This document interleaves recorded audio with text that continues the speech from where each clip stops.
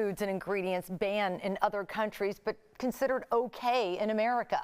From food dyes to certain vegetable oils, popular sodas and cereals, the list goes on and on about what you can eat here in the United States, but these very same foods and ingredients are banned in many places overseas. But why?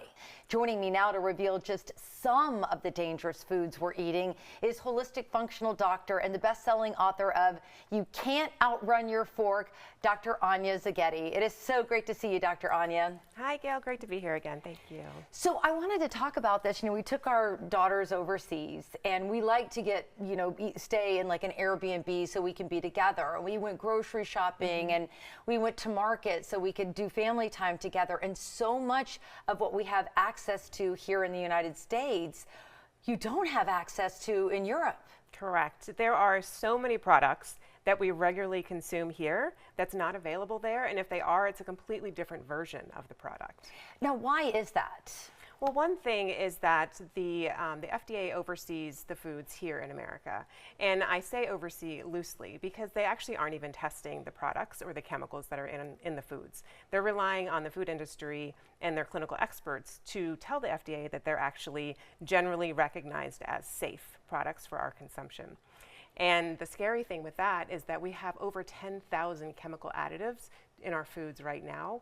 And we say over because when I was researching, there's not even an exact number. They don't even know exactly how many chemicals are in our food right now.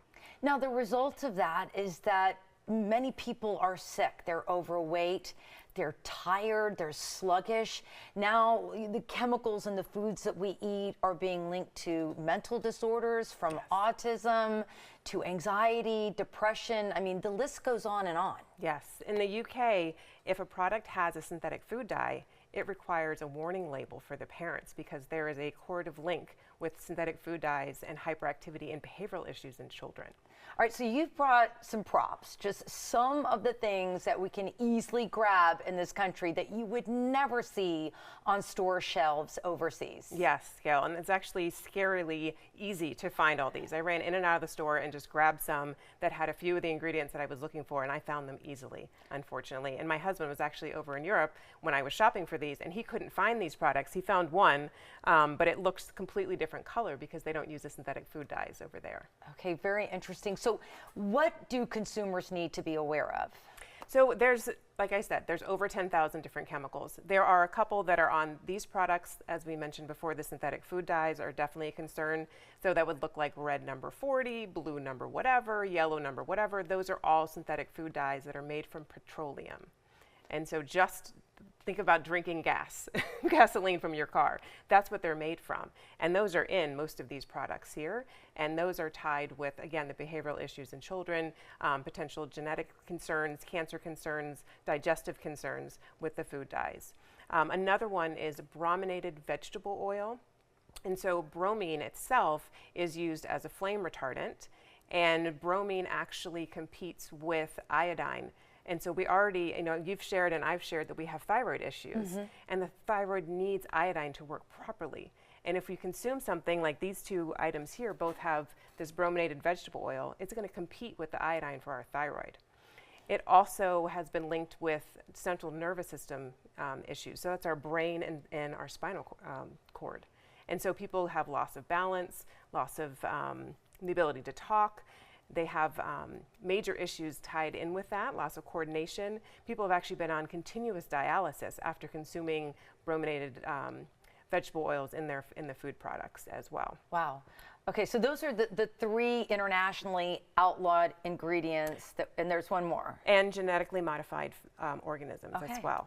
So that's genetically modified or bioengineered. So some of these will say bioengineered food products. Okay. And so that's actually made in a factory, those ingredients. And the food itself is grown to yield a higher crop and potentially resistant to different types of bugs. But the problem with that is that they're using a lot of those pesticides, and then that's going to be on the food anyway, and it's going to get into our system. Yeah. And that's going to negatively affect our gut health, And then the modifications have been linked to concerns with genetic modifications, DNA damage in our cells as well. Yeah, because you can't wash those chemicals off if they're growing from within the seed and into your foods. What are 3 ways that you recommend to reduce the exposure? Yeah, so first read the label. Flip the package over and actually look at the ingredients label. And I recommend not consuming something that has more than 5 ingredients. That has about like 55. So you can see all these labels Yeah. here. That has a laundry list of ingredients. So I wouldn't recommend to consume anything over than 5. And then if you don't understand what a product is, actually research it, but do due diligence and actually dig and figure out what that ingredient is and what the health risks are, and if you feel comfortable with that. But again, my recommendation is to keep it simple. Go back to nature. So that's why I brought a piece of corn here. I was just about to ask you about the lonely ear of corn. The lonely ear listening of in. corn. This is what nature made. This is what factories made. So just to keep it simple, eat as much as you can from what nature made and as little as from the factory. And that's my highest recommendation. I've been on this show and several others showing how easy and simple it is to make healthy, delicious foods, and then you have control over the ingredients, and then you have control over your health and your loved one's health as well. If you're going to put butter on this corn, use real butter. Yes, don't use margarine, Yeah. please. All right. We're going to share Dr. Anya's advice on BloomTampaBay.com.